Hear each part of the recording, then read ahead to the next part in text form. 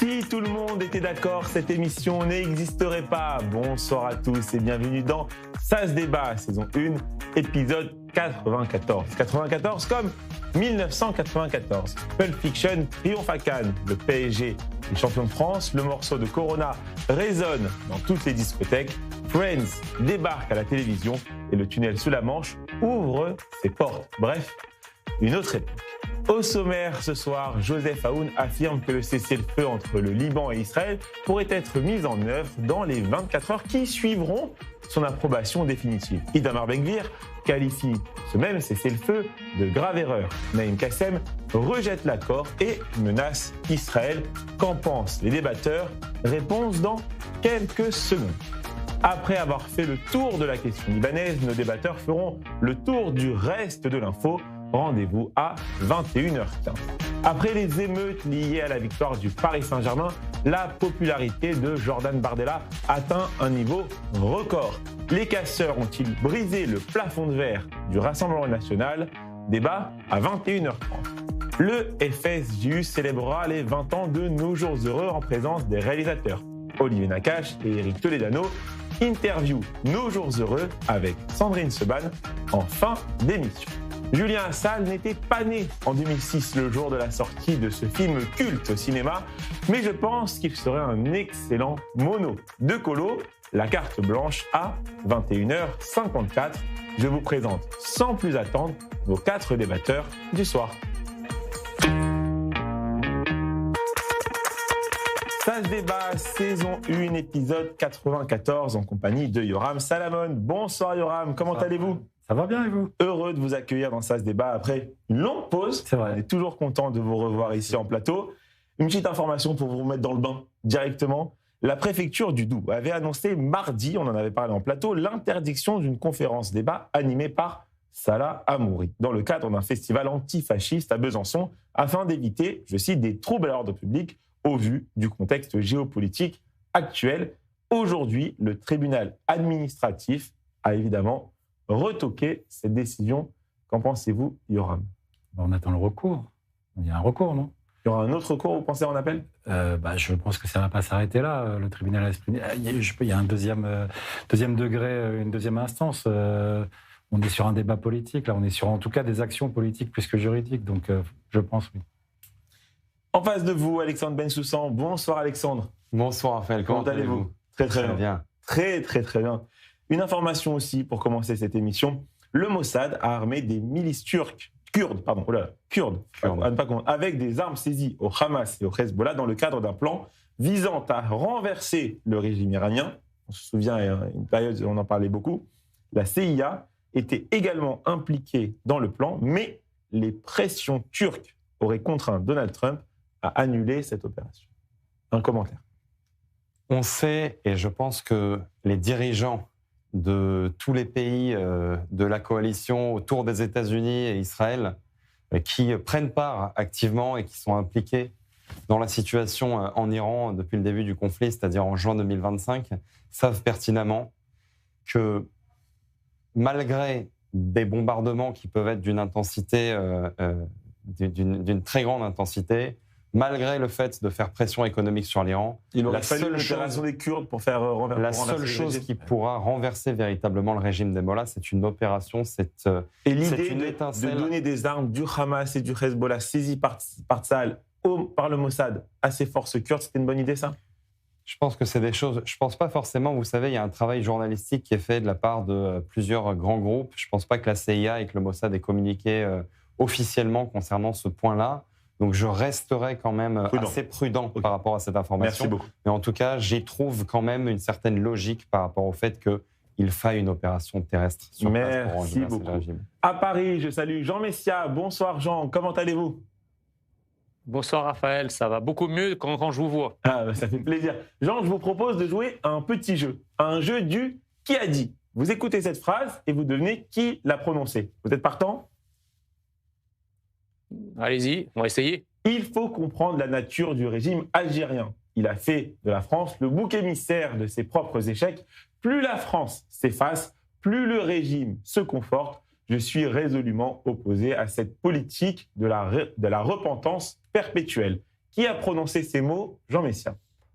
Bon, c'est un gars de droit, Retailleau, non? Retailleau, bravo, bien joué. Ça veut dire que vous avez sûrement lu le Figaro du jour. C'est son style, dire la chose sans la dire tout en la disant. Voilà, c'est Bruno Retailleau, bien joué. Jean Messia. Et à vos côtés, un homme heureux. Bonsoir Michel Nimran, comment allez-vous? Écoutez, ça va, tout va bien. Je suis là en toute simplicité. Pas de triomphalisme.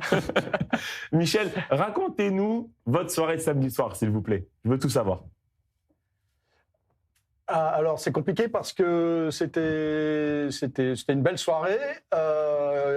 C'était une soirée tendue, mais c'était parfait parce que c'était long. Ça a été beaucoup de suspense et donc une libération que tout le monde a vécue de façon très intense. Donc voilà, mais après très tranquille. En plus, comme c'était Shabbat, moi je me suis fait inviter chez des gens qui avaient glissé sur la télécommande. Mais après, c'était très calme. Je sais qu'à Paris, ça l'était un peu moins. Mais voilà, donc une très belle soirée, il faut le dire. C'est une soirée, comme on dit, qui restera dans la légende. Merci Alors, Michel pour ce récit de cette fameuse soirée de samedi soir, deuxième Ligue des Champions pour le Paris Saint-Germain. Découvrons maintenant quels débatteurs ont remporté les face-à-face de l'émission d'hier. À la question « Israël vaincra-t-il le Hezbollah ?» Question simple mais terrible. Vous êtes 80% à avoir répondu oui, comme Rachel Bourlier. Oui, vous êtes très optimiste. Et à la question « Le projet de loi sur les haut-parleurs des mosquées est-il scandaleux ?» Vous êtes 56%, un match plus serré à avoir répondu non, comme Samuel Lévy, 44% pour le camarade Amir Badran. Vous connaissez désormais votre quatuor du soir ainsi que les grands gagnants de l'émission d'hier. Passons sans plus tarder au premier débat de cette émission.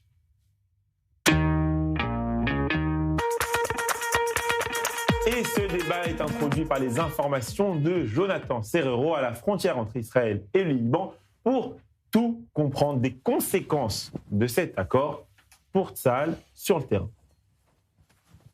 Aucun changement pour Tsahal sur le terrain. L'armée israélienne maintient son contrôle sur cette partie du sud Liban qui s'étend jusqu'au fleuve Litani, mais aussi jusqu'à cette forteresse stratégique du Beaufort. De toute façon, tout est conditionné par l'arrêt total des agressions du Hezbollah contre les forces de Tsahal, mais aussi contre les localités israéliennes qui se trouvent à proximité de la ligne de front avec le Liban. On a vu aujourd'hui que le Hezbollah avait multiplié les envois de roquettes et de drones contre ces localités israéliennes, occasionnant le déclenchement des sirènes d'alerte dans ces localités. D'ailleurs, le Premier ministre israélien se trouvait à l'heure de ces sirènes dans une de ces localités, en l'occurrence la localité de Shlomi. Cet accord prévoit aussi la poursuite des discussions entre représentants israéliens et libanais pour aboutir, pourquoi pas, à un accord de paix entre les deux pays, des discussions qui se dérouleront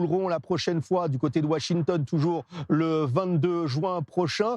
Du côté libanais, il y a un engagement qui a été pris, il est important, c'est de reconnaître le Hezbollah et l'Iran comme des entités ennemies des autorités libanaises, ce qui engage fortement les autorités libanaises, en l'occurrence le président libanais Joseph Aoun, et les États-Unis se sont portés garants de la réussite de ces discussions. Ce qui me fait dire, Raphaël, si vous me permettez, c'est qu'aujourd'hui, on se rend compte que le haussement de ton, les menaces de Benyamin Netanyahou contre Beyrouth, les menaces de frappe contre la capitale libanaise étaient la bonne stratégie employée par le chef du gouvernement israélien. Cela a abouti à un changement aujourd'hui de l'équation et cela a abouti à ce premier accord entre représentants israéliens et les représentants libanais.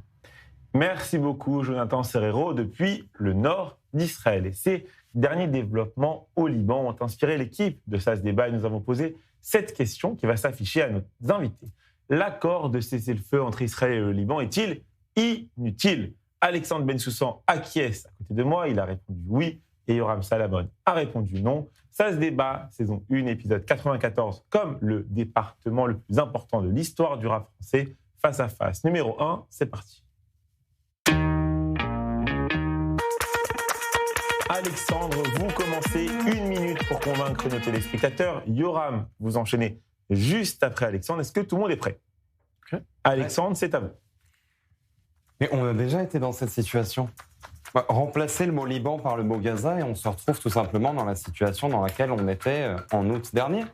C'est-à-dire qu'en fait, on négocie un cessez-le-feu pour finalement satisfaire l'opinion publique internationale, l'opinion publique nationale, pour verser un petit peu d'eau dans le vin de chacun. Mais en réalité, on sait pertinemment ce qui va continuer à se passer. On a une ligne jaune qui a été tracée à Gaza de la même manière qu'elle est tracée maintenant au Liban. On a des engagements qui sont finalement des paroles et encore des paroles qui ne correspondent à rien. Mais on a finalement des engagements qui sont surtout pris avec une entité qui est l'entité donc libanaise, le gouvernement libanais. Mais le Hezbollah n'a absolument rien à voir et ne respecte pas le gouvernement libanais. Ce qui implique le gouvernement libanais n'engage en rien le Hezbollah, qui est le bras armé de l'Iran et par conséquent qui n'obéira qu'aux ordres des mollahs. Et tant qu'Israël fera peser quelconque pression... Merci Alexandre. Yoram, c'est à vous. Ouais, évidemment, je suis tellement pas d'accord.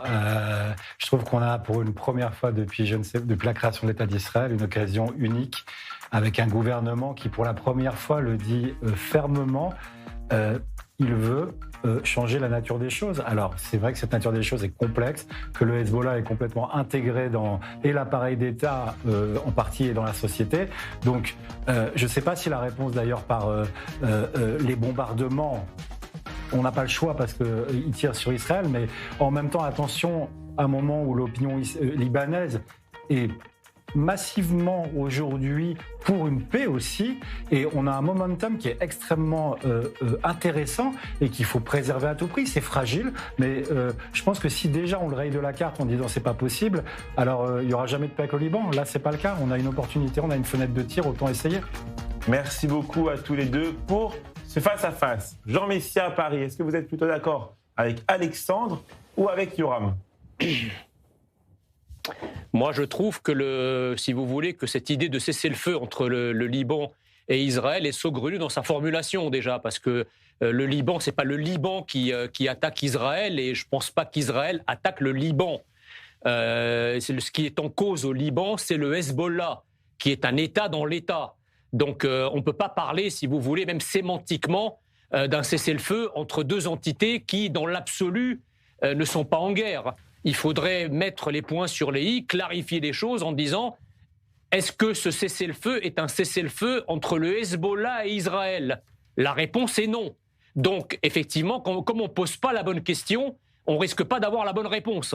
Donc, ce cessez-le-feu entre le Liban et Israël est inutile dans la mesure où il ne vise pas directement la seule cause du conflit qu'est le Hezbollah qui attaque Israël, tout simplement. Donc, tant qu'on n'aura pas posé cette question-là, je veux dire, on peut noyer le poisson, mais la réalité du terrain restera la même. On peut faire un cessez-le-feu entre Israël et le Liban, mais si dès le lendemain, vous avez le Hezbollah et les soldats du Hezbollah qui attaquent Israël, l'État libanais va dire quoi ? Va dire, mais c'est pas moi, c'est le Hezbollah et moi je peux rien faire contre le Hezbollah. Donc, tout ça, c'est du cinéma, en fait. Michel, effectivement, cet accord n'engage pas le chef du Hezbollah qui exige un cessez-le-feu, lui, global et un retrait d'Israël du Liban. Oui. Ceci dit, je ne partage pas l'optimisme de Yoram. Effectivement, je pense que cet accord ne sera pas suivi d'effet sur le terrain, mais je ne partage pas non plus totalement le pessimisme de Alexandre. Je pense quand même qu'il y a une utilité dans cet accord, c'est de mettre peut-être le gouvernement du Liban un peu plus au pied du mur. C'est-à-dire que peut-être que l'effet de ces accords, c'est de responsabiliser encore plus le Liban dans ce qui se passe. Donc évidemment que le Hezbollah ne va pas le respecter, évidemment qu'il va y avoir des échanges de tirs, mais je pense que le Liban sait dorénavant ce qu'il doit faire pour avoir la paix avec Israël. Et ce qu'il doit faire, c'est contribuer au désarmement du Hezbollah. Ce n'est pas pour demain. Mais je crois qu'il faut avoir... C'est en cela que je rejoins un peu l'espoir de Yoram. Mais effectivement, Alexandre a très bien dit, on a déjà vécu ça avec Gaza, on va le vivre une énième fois avec le Liban. J'avais mal entendu votre question, Raphaël, parce que dans mon oreille, j'entendais pas trop ce que vous me disiez sur le leader du Hezbollah. Juste un petit mot. Mais vous avez parfaitement répondu à la question. L'État libanais est un État failli. Absolument. C'est un État qui n'a pas vraiment la capacité, ce n'est pas un État qui a la capacité de museler ou de réprimer le Hezbollah. Donc, mettre l'État libanais au pied du mur, c'est en fait le décrédibiliser encore un peu plus. Yoram, mais cet accord, il n'est pas très populaire non plus en Israël, que ça soit dans les rangs de la coalition, on l'a vu avec les déclarations de Itamar Ben-Gvir, mais également dans les rangs de l'opposition qui tire à boulet rouge sur Benyamin Netanyahou, l'accusant d'abandonner les habitants du Nord. Ouais, mais bon, ça c'est parce qu'il y a deux problématiques différentes. C'est que, je veux dire, les habitants du Nord n'ont pas attendu cet accord pour se sentir abandonnés. Ça fait déjà un moment. Ils ont le sentiment d'être invisibles. Donc là, il y a deux questions il y a deux réponses, deux questions différentes. Mais je me sens pas naïf au point de penser que demain l'accord de paix ou une paix possible avec le Liban se fera du jour au lendemain. Mais on a un État qui est extrêmement faible et si l'État libanais arrive à reprendre un moment son autorité et que nous puissions peut-être contribuer à ça par une parole performatrice, par des actes performateurs, peut-être qu'à un moment, les conditions seront réunies pour avancer un peu. Maintenant, si on prend ce qui se passe avec le Liban depuis, même pas 1982, bien avant, quelle action militaire a donné satisfaction à une paix avec le Liban? Aucune. Merci à tous les quatre pour ce débat sur la situation au Liban. On en parlera évidemment la semaine prochaine et les semaines qui suivent. C'est maintenant l'heure du tour de l'info.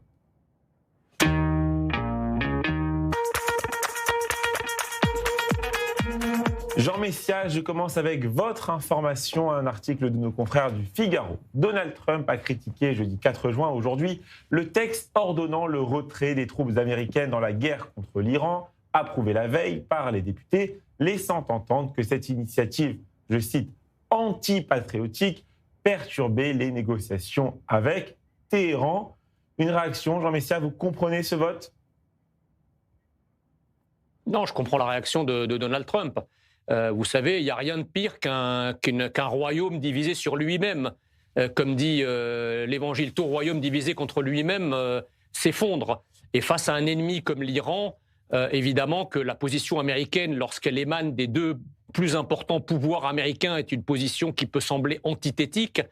Il y a là une forme de division du pays qui ne peut profiter qu'à son ennemi. Donc, Donald Trump a parfaitement raison de réagir à cela. Un pays qui est en guerre, normalement, il doit y avoir ce qu'on appelle l'effet drapeau. Souvenez-vous, en Ukraine, quand la guerre a démarré, que Emmanuel Macron a joué les va-t-en-guerre, toute une partie du pays s'est rangée derrière lui. C'est d'ailleurs pour ça qu'une partie du pays a voté pour lui à l'élection de 2022. Donc là, c'est un peu un coup de poignard dans le dos pour la politique de Donald Trump, et c'est assez regrettable. Merci. On reste aux États-Unis. Yoram Salamon, je vous propose de regarder une vidéo et on en parle juste après.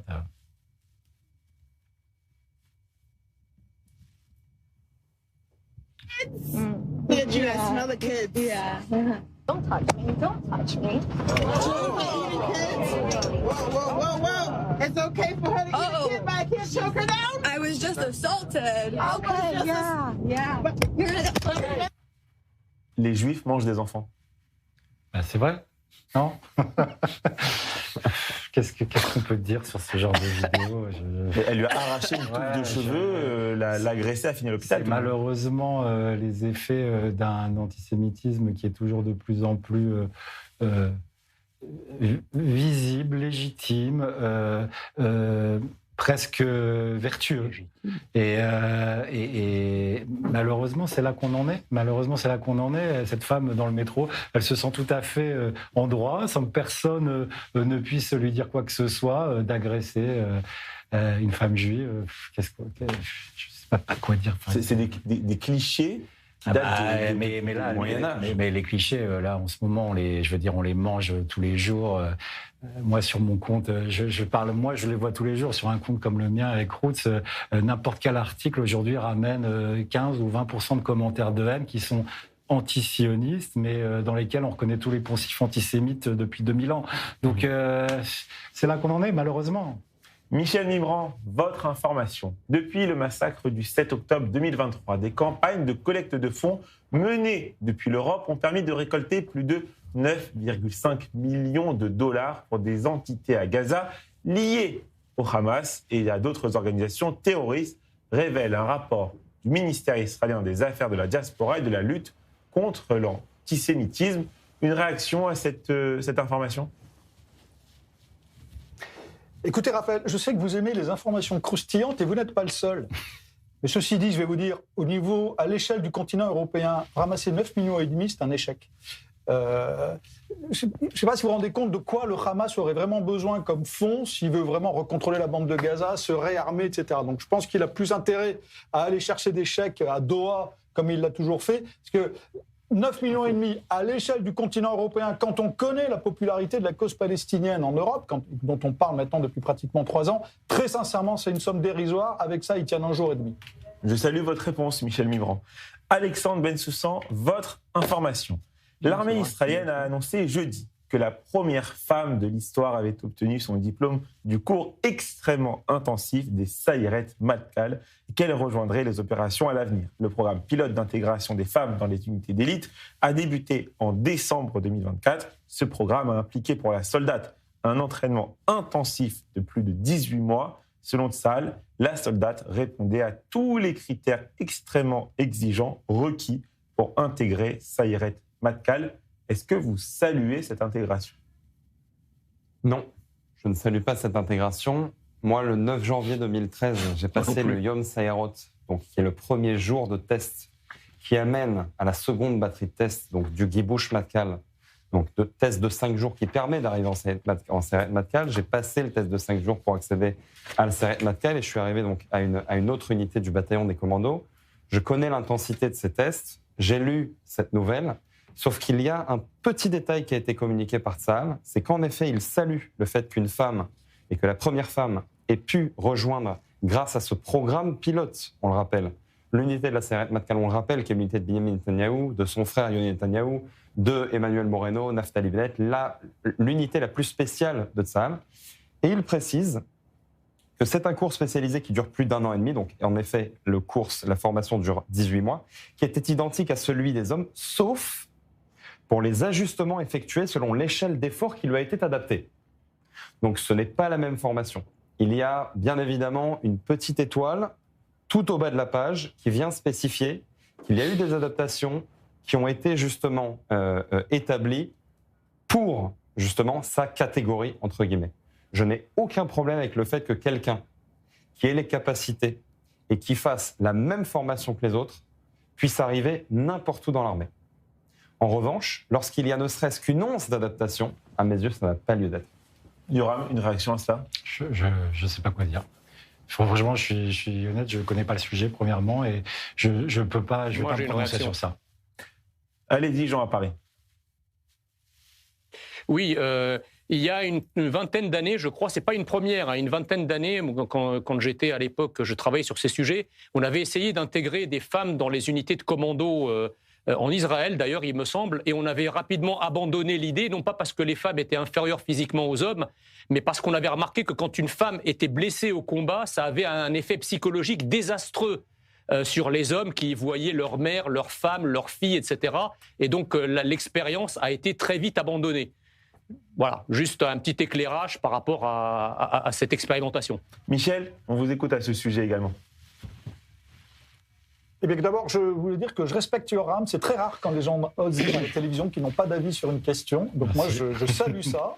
Et la seule chose que je peux dire, c'est que je m'étonne qu'il n'y ait jamais eu de femme dans la Sayeret Matkal, parce que je peux considérer qu'il y a quand même des opérations de soutien, d'information, etc., dans lesquelles j'aurais pensé qu'il y aurait déjà eu des femmes. Donc j'ai appris que c'était la première femme qui intégrait cette unité d'élite. Mais contrairement à Alexandre, je n'y suis pas du tout défavorable. Mais vous racontez-nous, est-ce qu'on peut raconter à l'antenne les étapes que vous avez dû passer pour arriver? Allez-y. Bien sûr. Il y a une première étape, en fait, afin d'accéder. Donc, il y a tout un pôle d'unités commando dans Tsahal. Et en fait, pour pouvoir arriver dans ces unités commando, on doit passer des tests en fait pré-armés. Donc, c'est très différent en fait des commandos, par exemple en France, où on va d'abord rentrer dans l'infanterie normale. Et puis ensuite, une fois arrivé dans l'infanterie normale, on va faire un course commando. Et il va y avoir un pôle donc, de gens qui vont rester, qui vont réussir à survivre à ce course-là, cette formation-là. Et de là, en fait, ils vont continuer, ils vont être opérateurs commando. En Israël, c'est différent. On a d'abord des tests pré-armés qu'on passe déjà quand on est au lycée, donc généralement quand on a 17, 18 ans, ou alors qu'on décide de passer lorsqu'on fait des prépas militaires, qui sont des préparations d'1 an pré-armés. On fait d'abord donc, une première journée, donc là je vous parle pour les unités les plus spéciales de Tsahal, une première journée donc, qui consiste en un seul jour de tests qui sont uniquement physiques, qui s'appelle le Yom Sayerot. Et ensuite, à l'issue du Yom Sa'erot, donc il y a très peu de gens qui sont sélectionnés. Sur la bagatelle d'à peu près 10 000 personnes, il y a 750 personnes qui sont sélectionnées pour la seconde batterie de tests, qui sont donc les Gibushim, les tests pour Matkal ou Shayetet, donc l'unité des commandos de la mer de Tsahal et l'unité des commandos de terre d'élite. Et chacun de ces tests donc, dure 5 jours très intensifs. Je n'ai aucun doute sur le fait que concernant les tests pour rentrer dans ces unités, il y a des femmes qui puissent y accéder. Il n'y a aucun doute là-dessus. En revanche, une fois qu'on a fini ces tests et qu'on a été accepté dans ces unités, la formation de l'unité commence. C'est une formation extrêmement intensive qui va durer à peu près 18 mois pour chacune des unités commando de Tsahal. Et à ce moment-là, s'il y a des adaptations durant ces formations, c'est problématique. Merci à tous les quatre pour ce tour de l'info. Il est l'heure de marquer une courte page de pub. A tout de suite sur i24 News.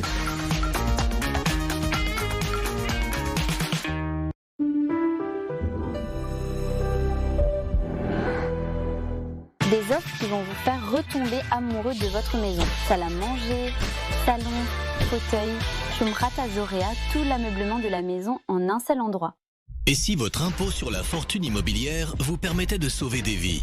En soutenant le Magen David Adom, vous contribuez au financement d'ambulances, de matériel de secours et à la formation des équipes médicales sur le terrain. Votre don est déductible à 75% de votre impôt IFI. Agissez dès maintenant sur mda-france.org. Israël Bonds soutient Israël depuis 1951, lorsque la guerre contre le Hamas a éclaté. Les Israël Bonds ont répondu à l'appel, prouvant qu'ils sont beaucoup plus qu'un investissement. Ils sont un soutien essentiel. Les Israël Bonds sont des obligations émises par l'État d'Israël. En choisissant de souscrire à des Israël Bonds, vous investissez directement dans l'État d'Israël. Un soutien concret pour l'avenir d'Israël. C'est le moment. Bâtissons l'avenir ensemble.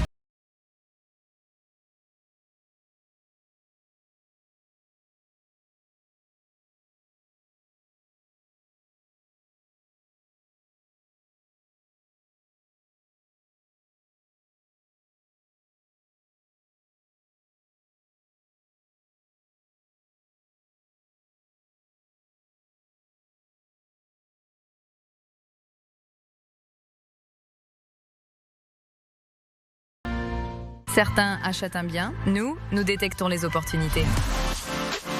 David Jamy Group, l'expérience au service de ceux qui veulent investir autrement. Aujourd'hui, une opportunité exceptionnelle s'ouvre pour vous en Israël, en particulier à Ranana, Tel Aviv et Netanya, où nous avons signé des accords exclusifs avec les plus grands promoteurs du pays. Des prix réservés, introuvables ailleurs, une plus-value immédiate et un plan de paiement ultra avantageux, pensé pour faciliter votre achat. Des opportunités uniques, des achats sécurisés, une vision internationale. David Jamy Group. Real Estate Opportunities. Vous rêvez de soutenir Israël d'une manière unique et enrichissante? Rejoignez Sarel, le programme de volontariat civil en base militaire israélienne. De quelques jours à plusieurs semaines, participez à des tâches essentielles et vivez une expérience inoubliable. Découvrez Israël sous un nouvel angle, créez des liens durables et contribuez directement au soutien du pays et de ses soldats. Devenez volontaire, faites la différence. Inscrivez-vous via notre site internet.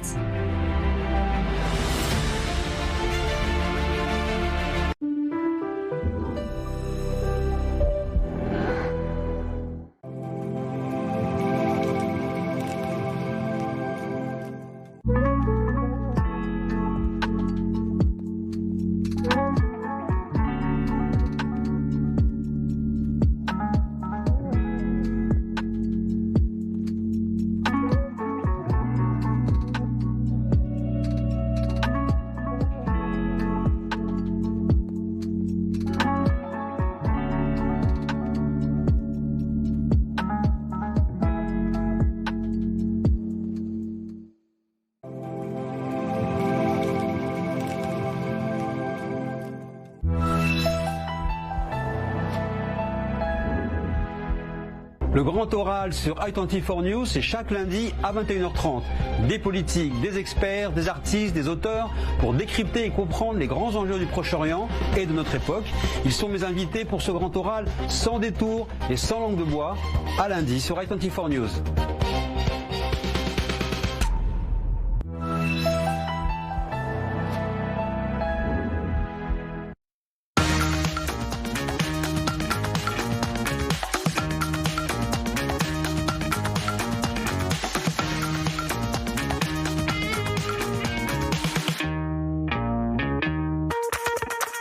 De retour sur le plateau d'i24 News, toujours avec Michel Mimran, Jean Messia, Alexandre Bensoussan et Yoram Salamon.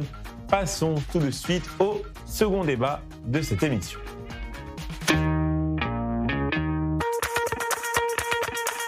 Après les émeutes liées à la victoire du PSG, la popularité de Jordan Bardella atteint un niveau record. Selon une étude effectuée du 31 mai au 2 juin, la cote de confiance du président du Rassemblement national atteint 47% en progression de 6 points en un mois. Ce résultat a inspiré l'équipe de SAS Débat. Nous avons posé 7 questions aux débatteurs du soir. Les émeutiers du 31 mai ont-ils assuré déjà la victoire du Rassemblement national en 2027?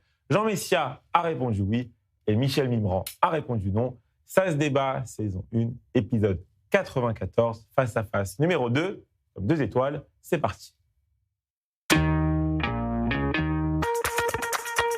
Jean, vous commencez 1 minute pour convaincre nos téléspectateurs. Michel, vous enchaînez juste après Jean. Est-ce que tout le monde est prêt? Prêt. Jean, c'est à vous. C'est clair que les émeutiers du 31 mai ont fabriqué un des meilleurs clips de campagne pour le camp national de manière générale et pour le Rassemblement national de manière particulière. Mais si vous voulez, ça c'est une étape dans ce qui arrive. En réalité, nous avons un volcan alter-identitaire qui couve dans les banlieues. Et quand ils sont que dans les banlieues, eh bien, les médias le cachent d'autant plus facilement. Sauf que ce volcan, à la faveur d'un certain nombre de rassemblements ou d'événements, il a tendance à avoir des explosions de lave alter-identitaires et sécuritaires qui explosent dans les grandes villes au vu et au su de tous les Français. Et c'est là où à chaque fois que ce genre d'événement arrive, à chaque fois que c'est le bordel dans les rues, qu'on assiste à ce genre de scène, à chaque fois, le camp national progresse. Donc la progression dont on parle, elle est finalement l'une des étapes de toutes les progressions qu'il y a eu antérieurement. Jusqu'au jour, est-ce que ça sera en 2027? Je l'espère, jusqu'au jour où l'essai sera transformé. Michel, c'est à vous. Alors une fois de plus, je répondrai à la question, est-ce que c'est cela qui fera élire le Rassemblement national? Je ne le pense pas. Je pense d'ailleurs que les chiffres que vous donnez d'une explosion de la popularité de Jordan Bardella sont justement trop élevés pour ne pas être éphémères. Donc il y a quelque chose qui fera oublier cette soirée-là, ce sera le 14 juillet, et puis les exactions qui auront lieu le 14 juillet seront oubliées le 31 décembre. Donc de toutes les façons, si le Rassemblement national doit faire son beurre de ces événements-là, il n'a pas fini de le faire. Je crois qu'il faut noter quand même quelque chose, c'est que il n'y a plus au niveau de l'État le déni qu'il y avait avant.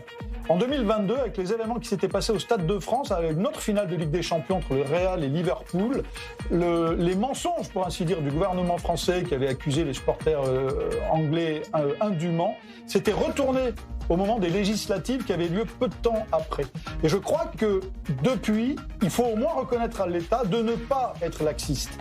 Donc peut-être que ces événements font le lit du Rassemblement national. S'il était laxiste, ça serait quoi? Jean, c'est pas à vous, c'est à Yoram. Yoram, est-ce que vous êtes d'accord avec Jean ou avec Michel? Là, je suis d'accord avec Jean, c'est clair que les émeutes sont devenues le meilleur slogan pour le Rassemblement national, meilleure campagne de pub, ça c'est clair. Maintenant, en fait, le débat, il est même plus idéologique aujourd'hui. C'est plus gauche-droite. C'est quoi la force de l'État? C'est quoi la puissance de l'État là-dedans? Et c'est un peu comme le Hezbollah d'ailleurs. Hein. Quand l'autorité n'est plus là, il y a forcément ceux qui clament l'avoir, qui fonctionnent. Mais je pense que les personnes qui vont se positionner aux élections, et pour l'instant, on est encore à 1 an de ça, seront ceux qui vont mettre le débat sur la sécurité au milieu. Donc aujourd'hui, c'est Bardella de manière native, on va dire. Mais je pense que c'est un sujet qui va être repris par différents candidats et ça n'assure pas forcément la victoire de Bardella pour autant, quoi. Alexandre Bensoussan, après les violences qui ont accompagné ces célébrations, 54% des Français affirment avoir déjà renoncé à participer à un rassemblement populaire par crainte des violences, selon une enquête L'Opinion en direct réalisée par Ella pour BFM TV. Ça étonne personne. C'est-à-dire que les messages qu'on a vus sur les réseaux sociaux à la veille, justement la veille de la finale de la Ligue, c'était quand même barricadez-vous chez vous ce soir. Les gens, en fait, après avoir vu le match dans le pub du coin, au lieu de pouvoir fêter la victoire du Paris Saint-Germain, je parle des supporters les plus férus depuis la nuit des temps du club, ont vite fait de courir chez eux et de se terrer le plus rapidement possible. Et puis lorsque vous voyez, il y a quand même quelque chose qui m'atterre, qui me stupéfait, c'est quand même que l'État ne va pas subventionner les commerces qui ont été dévalisés, qui ont été pillés, qui ont été brûlés. En revanche, ce qui va se passer, c'est du légal, c'est de l'économique, c'est que les compagnies d'assurance de ces commerces, comprenant en réalité que c'est quelque chose qui va se reproduire tous les ans au minima. Parce qu'en fait, lorsqu'on va avoir une victoire en demi-finale, on va avoir ces événements, une victoire en finale, on va avoir ces événements. J'ose même pas parler de la Coupe du Monde, où la France, quand même, a toutes ses chances de gagner. Et en fait, on a ces compagnies d'assurance qui vont augmenter le prix de leur assurance vis-à-vis de ces commerces. Donc moi, je suis d'accord avec Jean, et je rappellerai juste une petite chose, c'est que le vote, c'est quand même une fois tous les 5 ans, et c'est quand même un acte à chaud. C'est-à-dire qu'en fait, il suffit d'un événement pour que, du jour au lendemain, quelqu'un qui était censé se placer, qui a toujours eu des idées, et un historique familial, on va dire centriste, aille voter RN. Et ces événements, en fait, Jean Messia, ils augmentent. Jean Messia, Maud Bréjon, la porte-parole du gouvernement, souhaite que ceux qui cassent payent. C'est sa citation, y compris via les prestations sociales. Est-ce que vous saluez cette prise de position du gouvernement ? Je salue, mais c'est une posture. Parce qu'à la vérité, beaucoup de ces gens-là ne peuvent déjà pas payer. Ils peuvent pas, vous savez, c'est comme les amendes dans les transports quand les gens n'ont pas de billets. C'est beau de mettre une amende, mais qui va ensuite recouvrer les sommes dues ? Ça, c'est une autre problématique. Donc, effectivement, c'est des effets d'annonce. Mais je dirais, dans une société qui est homogène, ça passerait. Là, le problème, ce n'est pas un problème uniquement sécuritaire. C'est un problème identitaire. Il y a en réalité une guerre, des prodromes d'une guerre civile qui apparaissent à chaque événement. Vous parliez Michel parlait du 14 juillet, vous allez voir ce qui va se passer, puisque même l'année dernière, il y a des gens qui ont dit on va presque interdire le 14 juillet, ou en tout cas le supprimer, pour pas qu'on laisse faire ces bandes de voyous qui viennent de banlieue. Donc vous voyez bien que le problème ne se réduit pas à des problèmes de payer ce qui casse, etc. Le problème est beaucoup plus profond. On a des millions de personnes en France qui en réalité haïssent la France, qui ont un ressentiment vis-à-vis de la France, une haine vis-à-vis de la France, et qui ne cassent pas simplement parce que c'est un match, qui cassent parce que c'est un exutoire d'une haine inextinguible qu'ils ont au fond d'eux. Voilà le problème. Et ça, c'est pas une mesure qui est comme une écume épidermique qui va régler un problème qui est très fortement enraciné et qui n'est pas prêt de s'arrêter. Parce qu'on parle de Jordan Bardella, mais peut-être que ça sera Marine Le Pen, la candidate du Rassemblement national. Regardez ce qu'elle a publié sur X quelques heures après la fin du match samedi soir. Il n'y a qu'en France où la victoire d'un club de foot provoque des émeutes. Il n'y a qu'en France où chacun se sent obligé de s'enfermer chez soi un soir de victoire pour éviter d'être confronté à des violences. Michel, la vague était trop belle pour ne pas surfer dessus. Effectivement, c'est pour ça que je disais que le Rassemblement national fait son beurre de ces événements. La vraie question qui se pose, c'est quelle vraie solution pense-t-il pouvoir apporter ? Ce que vient de dire Jean est intéressant. Je ne partage pas exactement la même analyse, mais je pense plutôt qu'on voit là un acte de séparatisme de la part de ces minorités-là, plus que de haine de la France. Mais c'est un détail, puisque le résultat, par contre, est consternant. Mais je ne sais pas si le Rassemblement national sera élu en 2027.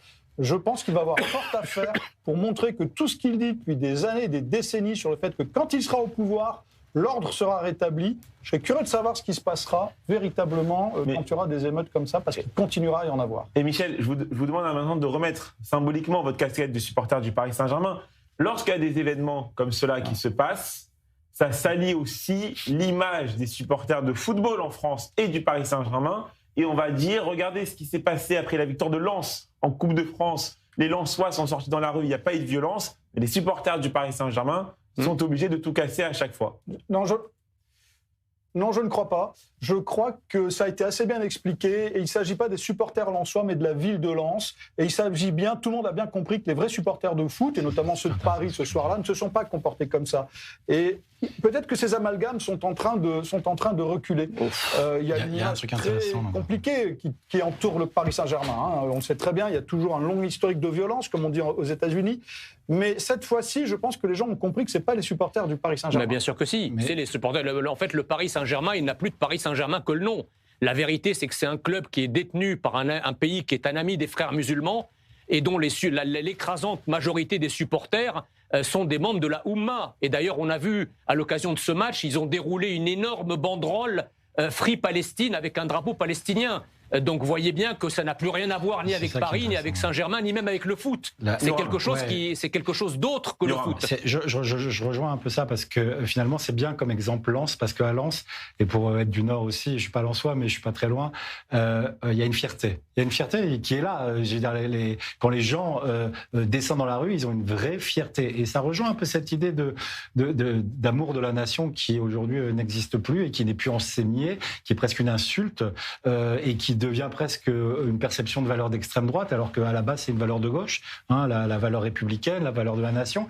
Et je pense qu'aujourd'hui, par pudeur républicaine, justement, par laïcité, on a laissé des champs entiers vides. Et je pense qu'il est là le résultat. Vous n'êtes pas de Lens, vous êtes de... Pardon ? De quelle ville vous êtes ? Moi, je suis de Lille. De Lille ? Ouais, c'est pareil. Non, c'est pas pareil. C'est pareil en termes de ch'ti. Allez pas dire un supporter de Lille que c'est pareil qu'un supporter de Lens. Je veux dire, c'est vraiment pas pareil. Je parle du bassin. C'est vraiment pas pareil. Non. Ça, c'est clair qu'en derby, c'est pas la même chose. Exactement. Merci à tous les quatre pour ce débat. Passons tout de suite à l'interview du tac au tac. Une interview qui va vous faire voyager en 2006. Regardez.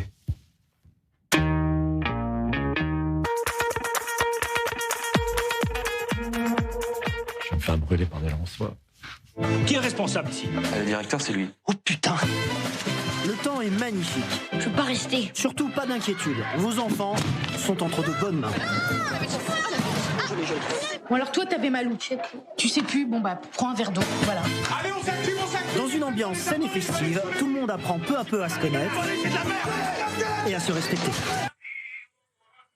Ça fait du bien un peu de calme, non ?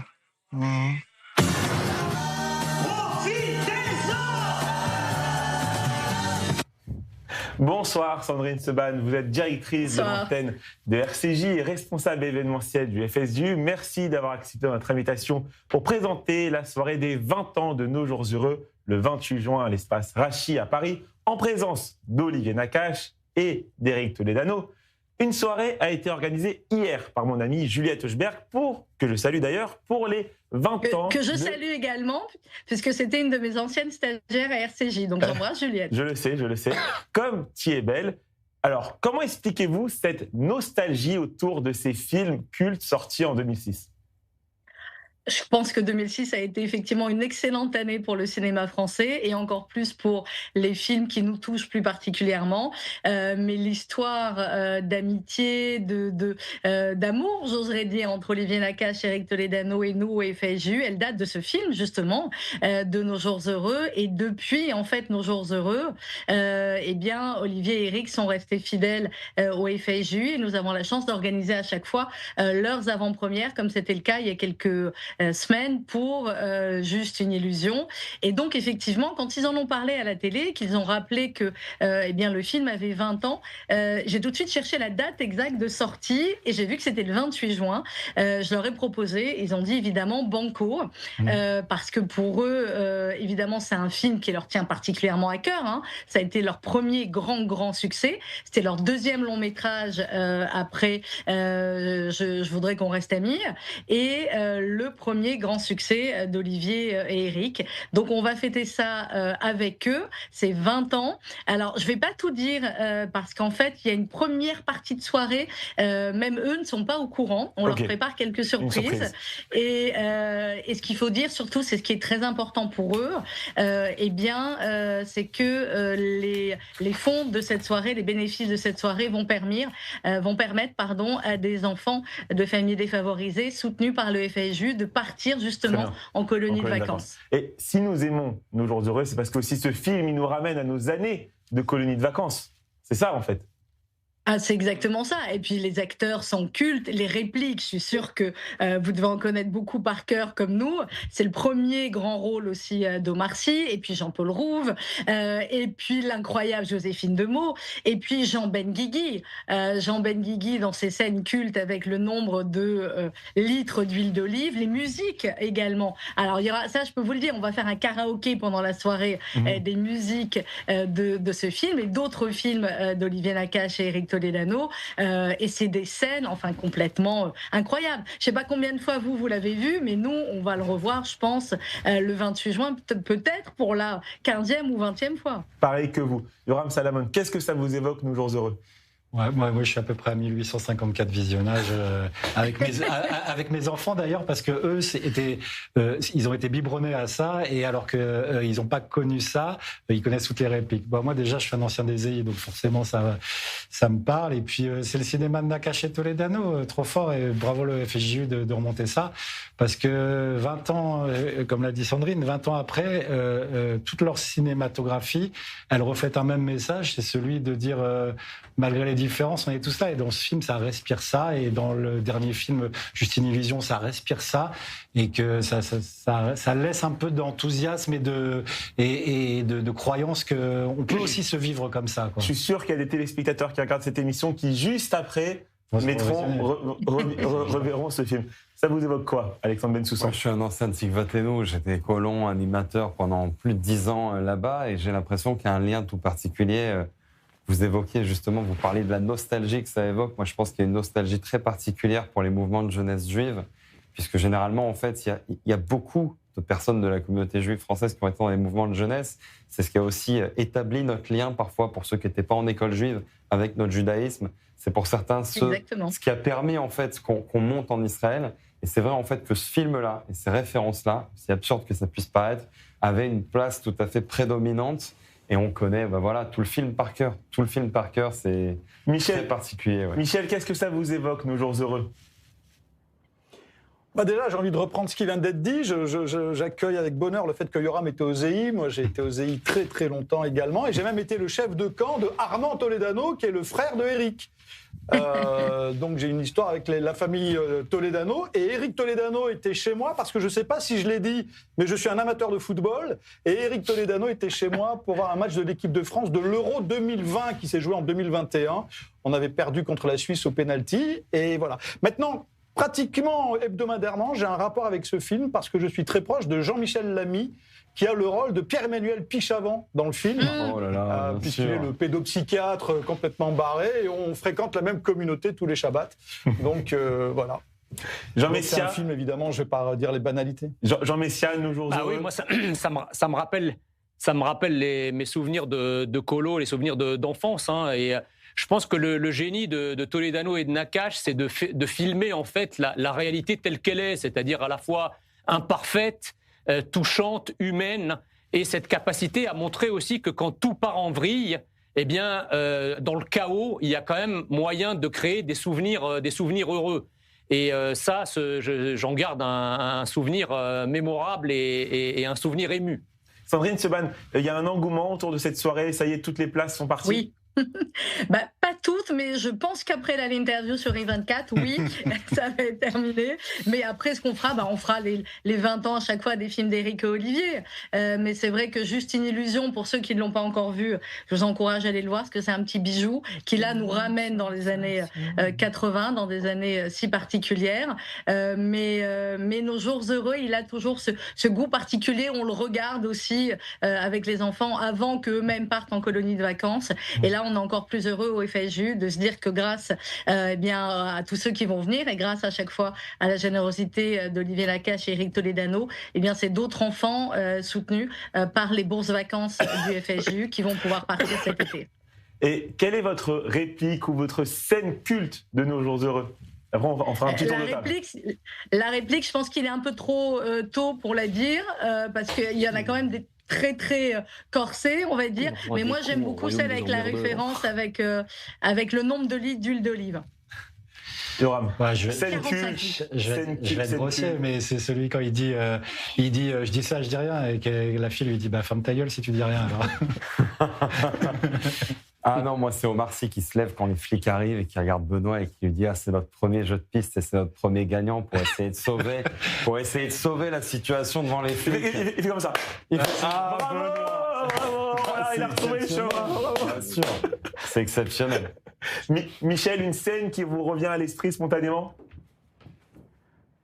Ah bah moi j'adore la scène où justement ils sont complètement embarrassés parce qu'ils ont une inspection de la jeunesse et des sports et que ça va pas bien se passer. Et justement Pichavant, qui est le psychiatre, qui était complètement insupportable, qui les sauve. Et cette scène est assez drôle parce que les inspecteurs jeunesse et sports sont complètement fascinés par la célébrité de ce mec-là qui en fait est un bon à rien. Mais voilà, j'ai cette scène en tête que j'avais trouvée assez fine. Mais c'est vrai que cette bande de moniteurs, chacun qui vient d'horizons différents, avec le Canadien, avec Omar Sy, qui finit par sortir, et même cette histoire d'amour ensuite, à la fin, on ne s'attend pas à ce qu'il y ait cette histoire d'amour entre le directeur de la colo et ensuite celle qui est très vulgaire, qui dit des gros mots tout le temps, et qui à la fin ils emmènent leurs enfants et hop, ils lui glissent le téléphone dans la poche, même s'ils savent qu'ils n'ont pas le droit.